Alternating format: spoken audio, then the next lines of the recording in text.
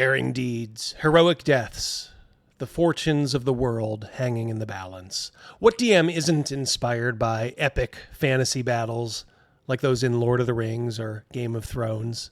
If you've been running D&D or any related fantasy RPG game for a period of time, your group has probably, at some point, found themselves in the middle of some sort of great conflict. Now, how each DM handles this situation is probably very different. Some are only concerned with what the players do during that battle, having the overall outcome either preordained or perhaps directly affected by what the PCs actually do in that battle.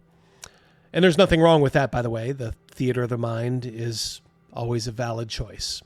However, if you're like me and in your misspent youth, you pushed around far too many cardboard chits on an Avalon Hill game board, you probably always have that itch to settle things in a more objective, strategic manner, maybe with a little bit of role-playing thrown in. Sometimes the players themselves might also want a set of rules to determine a winner of large battles, especially if they're acting as generals themselves. Now, there's many rule sets out there to do this. The old D&D Rule Cyclopedia has a set of workable large combat rules. For 5th edition, Matt Colville released a system in his Strongholds and Followers book. Back in 2010, Trollord Games released Fields of Battle, a mass combat system for castles and crusades, which is actually our current house system. This was sent to me by one of my channel members, so thank you again, Christina. I'll try to give that Fields of Battle a rundown once I've been able to go through it. But it's actually the mass combat system contained in the Birthright setting, the setting of my house campaign, which is entering its 29th year, by the way, that I want to show you today. It's a system that has a lot of character. It's very intuitive, with one flaw that is actually kind of easy to fix. The system to handle mass combat in 1995's Birthright setting is aptly called the War Card System. It's named that due to these beautiful cards that came with the original boxed setting, as well as the supplements for each region. Each of these cards represents roughly 200 men or other combatants. In some ways, I do like that the scale is set right from the start and balanced for the setting. Gigantic battles with tens or hundreds of thousands of men are not really common in Birthright, but if you did want to up the ante, there's nothing preventing you from declaring that each card actually represents 500, 1,000, or even 10,000 men. Now, in addition to the unit cards, the system also comes with this battle mat. As you can see, the mat abstractly represents the battlefield as a place where each side has 5 friendly spaces and a friendly reserve, which is considered a safe zone for units behind the lines. There's also 5 neutral spaces in the middle for a total of 15 that your units can move into and out of. There are terrain cards that offer advantages and disadvantages. One or more of these can be placed by the defender before the battle, simulating the choice of terrain for the conflict. In the highlighted area of each card, you can see the full strength statistics, including movement. That's the number of squares on the mat that it can move every round. Its defense value, its melee value, and depending on the type of unit, its missile or charge rating. The latter, of course, for cavalry and knights. There's also a morale value with a couple of symbols, and you'll also see a large symbol on each card, either a shield, pennant, or crossed swords. I'll explain their significance in a moment. Each card also has a set of degraded values, if applicable. That's for when they're hit once, and for some particularly hardy units, twice. You see there are many types of units: infantry, levies, cavalry, elite knights, archers, and the enemies of Cyrilia also have their own unique cards. And I just love that they detailed special units for those too. You get cards for war magic spells and their effect on the battle, these battle resolution cards, and a card for adventurers if the PCs are taking an active part in the battle. What I like is that the adventurers have a real impact in the unit that they're attached to. A +1 defense bonus and a +2 attack bonus that can really make a difference in this system. The overall battle can be paused, and 5 rounds of traditional combat can be done in between rounds, perhaps influenced by what's going on in the big picture. The core of this game is pretty simple. The attacker moves, If the attacker moves into a space with defending units, the defender must assign at least one unit to engage every attacking unit in their space, if they can. They can assign more defending units, but those units are then locked in battle and may not move until an outcome is determined. After the attacker moves, the defender moves any disengaged units it has left. By the way, movement is cardinal in this system, which simply means that there's no diagonal movement. After the movement phase is over, the results of any attacks are then determined in phases. First, magical attacks, if applicable. Then stationary missile attacks from any missile units that did not move. They can fire up to 1 square away. Charging units, who moved at least 1 square and find themselves now engaged. Then regular old melee attacks. And finally, moving missile attacks for missile units that did end up moving during the movement phase. Attacks are resolved for both the attacker and defender within each of these stages and are considered simultaneous. Let's do a quick combat situation. The Knights of Halen have moved to a square occupied by 2 units of goblin infantry. The defending goblins assign both infantry units to engage the knights. When we get to the combat resolution phase, there are no magical attacks. But in the charge phase, we find that the knights did indeed charge, so they can use their increased charge value for this first round, where they moved at least 1 square. Now, because they're engaged by more than 1 unit, it's their choice which one to attack. In this case, there's no real difference in strength, but we'll say they're attacking the one with the shield logo. The knights have a charge value of 7, and the infantry unit it chooses to attack has a defense rating of 2, resulting in a +5 difference for the attacker. This game caps all differences at plus or minus 3. Now this is where the game is a little different in that there are no dice rolls to be made. Instead, you draw one of the 9 battle cards, and you compare the symbol of your attacking unit to the symbol of the defending unit.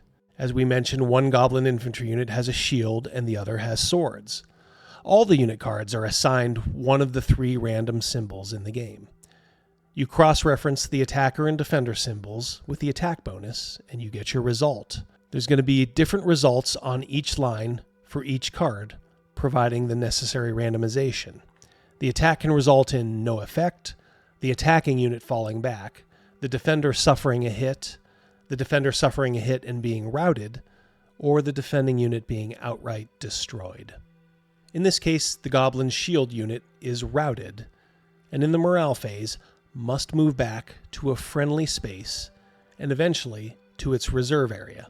Then it can try to pass a morale test and get back into the battle. The results of each step are applied in each step, except for the moving of routed and falling back units. Those are applied in the morale phase. In this case, the goblin card is rotated to show that it has 1 hit going into the melee phase next. In that melee phase, both goblin infantry units can try to counterattack against the knights. The units launch their attacks, but separately. The full strength unit has a melee rating of 2, which goes against the Knights of Halen defense value of 5, resulting in a -3 attack bonus. When we pick a card and check the goblin sword versus the knight's pennant at the -3 line, we get a predictable result of the attacker having to fall back. It'll do that in the morale phase. The unit that suffered the hit and rout result in the charge phase gets to attack at its reduced melee value of 1 versus the knight's defense value of 5. The result is -4, which goes down to the minimum of -3. And when we pull a card this time, we get the surprising result of a hit against the Knights of Halen. Their card is now rotated as well, showing 1 hit. The little guys bloodied the nose of the mighty knights. The morale phase is next, and those units that had to fall back and rout are now moved. When the routed unit finally gets into its friendly reserve, it can try to rally by pulling a random unit card out of the deck and have it match any one of the small morale symbols on its card. If it does, it can then rejoin the fray. Play continues like this until one side has conceded the battle, has all of its units in reserve, or is outright destroyed. In general, I've always liked this system. It provides a concrete way to resolve campaign-altering battles with a good solid system to involve the players. They can have a positive effect on the overall battle, while role-playing the up-close bloodshed seamlessly. The unit cards are really nice, giving you a surprising tangible attachment to the army your PCs are in. You can probably even make notes of their exploits on each card, or maybe just notches of enemy units that were completely wiped out by them. I also like the fact that special units also have special rules that allow them to do remarkable things. In our example, the Knights of Halen ignore any fallback or route results caused by magic, showing their brave nature. I don't think the rules themselves are too complex, but they could have been written a tad clearer. You pick up the gist pretty quick, though, especially after your first battle. To me, this is a perfect mini war game for these types of battles. But that's not to say that it's perfect. These battles will take up most of an evening if they're large enough, especially if you're pausing the battle to focus on the singular exploits of the PCs, which you probably should be doing. It's their story after all, and not having that personal touch makes the whole thing a bit of an impersonal endeavor. But if they are right in the middle of things, the characters will feel a connection with that battle for years to come. They can reminisce about killing the 8-foot-tall Orog commander on the battlefield while being under siege from all sides. Now, the one flaw I mentioned earlier is that I don't really love the battle card resolution system. It works, but it always feels slightly anticlimactic to me. That's why I created this simple die 10 reference table for combat results. You simply roll a die 10 and add the modifiers of +3 all the way down to -3 to the dice roll. This gives you results pretty much with what the cards would give you on average, except for now, instead of a rather dry card draw, the attacking player gets to roll a dice, and that's always a bit more dramatic and, let's face it, fun.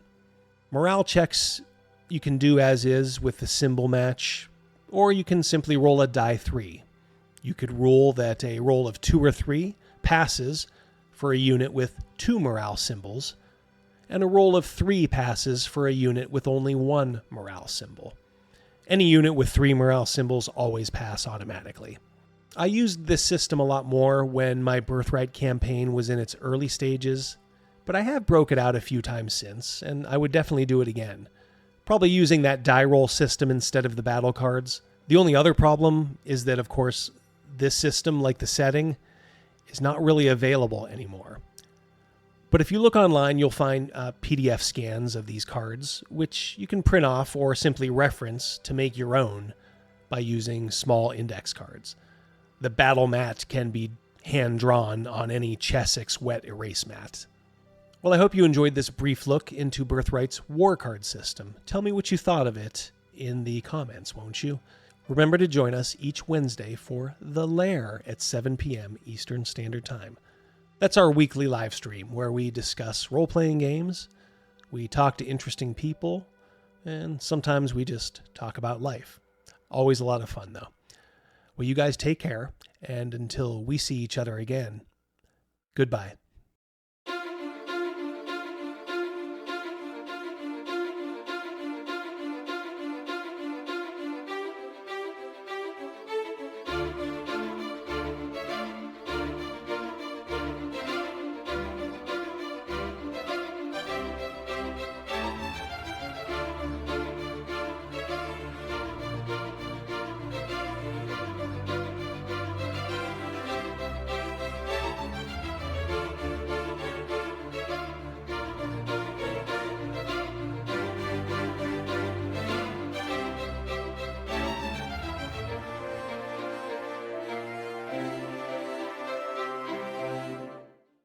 What qualifies you to be a U.S. Senator? You have 60 seconds.